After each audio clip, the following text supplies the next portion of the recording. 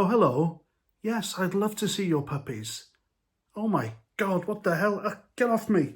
What the... There you go. Problem solved.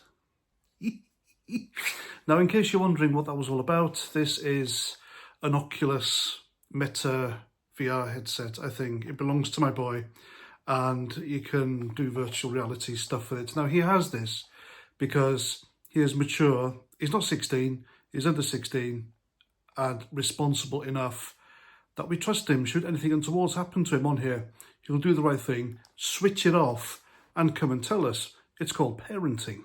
Now, as some of you know, a 16-year-old girl, it can only happen in Britain with the British police, couldn't it? I mean, good Lord, as if they haven't got anything better to do than investigate a virtual crime that didn't happen. Nobody was harmed, nobody was touched. It's just crazy. So a 16-year-old kid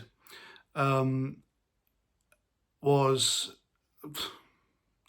sexually assaulted in the metaverse while doing that, wearing that headset, and the police here in Britain are investigating it. Now, there are people on the streets at the moment in London, thousands of them, the Free Plasticine lot, calling for the eradication of Jews and the death of Israel.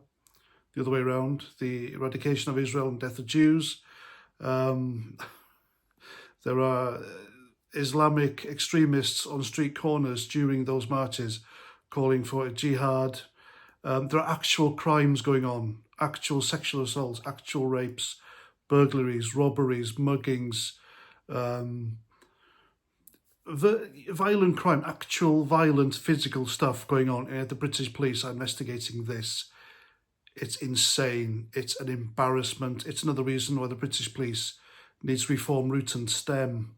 Now, according to the police in this country, the girl is suffering emotional trauma similar to how someone would suffer who was actually sexually assaulted or raped. I don't know how that is. I think that is an insult to people who are women and men who are actually physically raped and sexually assaulted, because this happened in a non-existing, this happened online. It wasn't even an NPC. An NPC, I forgot what the abbreviation is, but an NPC is a computer controlled character, and this group of online characters piled on to this girl and somehow sexually assaulted her. Why didn't she switch it off? Why didn't she just pull it off?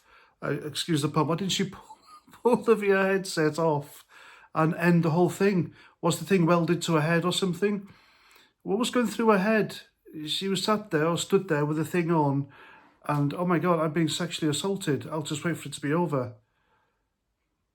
People just, I mean, the woman has now gone, the girl's mother has gone to the press and all sorts, and this is just not taking responsibility for your parenting and for your actions, really. The girl herself could have ended that whole experience if she had the common sense and the maturity to press the off switch. I mean, it does. It really does have an off switch.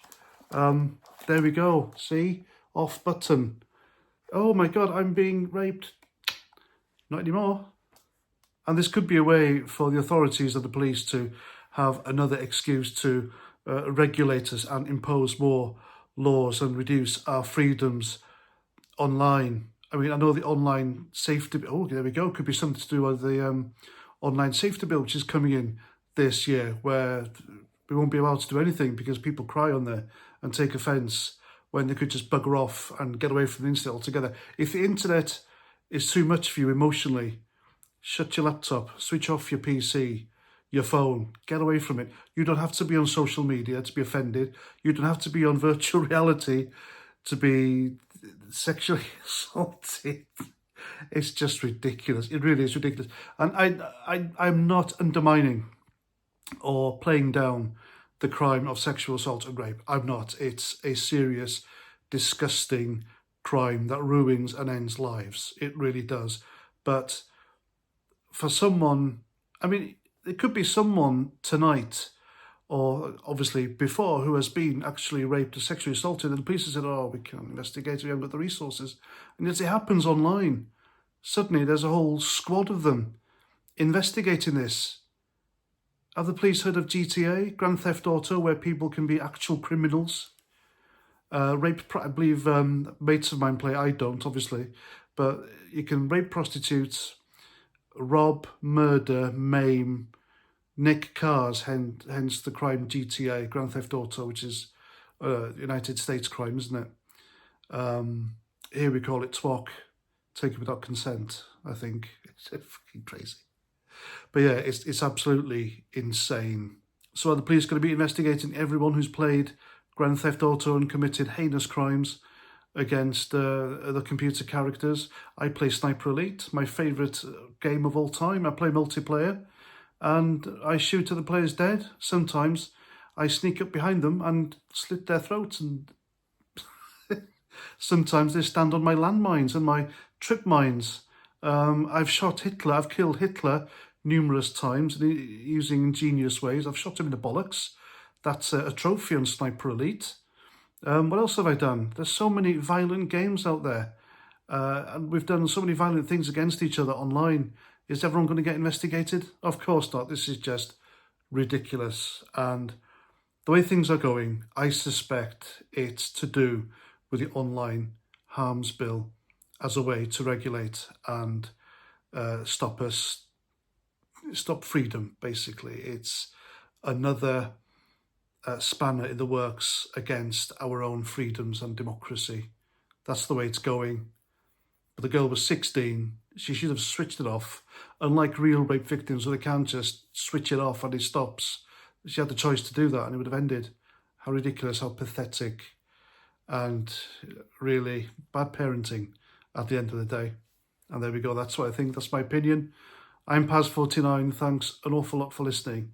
And until the next time, Roger Trout.